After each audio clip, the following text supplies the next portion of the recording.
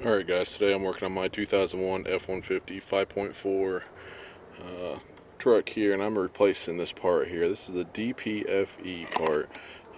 It's part of the EGR exhaust stuff. Yeah, I don't know. Don't ask me if you need it or not need it. I know I had a check engine light.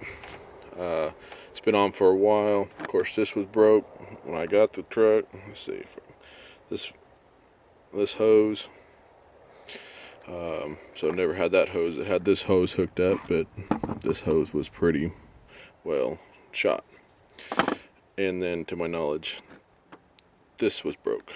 So found that when I was actually replaced the intake on this truck. So I just ordered the part. I ordered it through Amazon. Got the new part, some hoses. It was about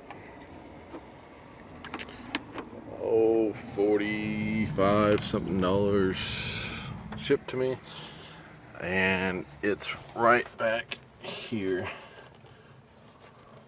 There's two nuts right here, two 5/16 nuts.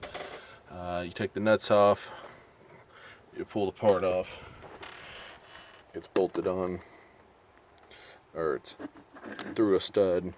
But you gotta take these two.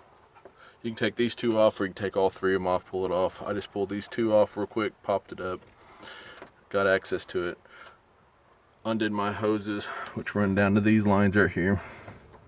If you can see here without me getting away, so these two brand new hoses. And it was quick,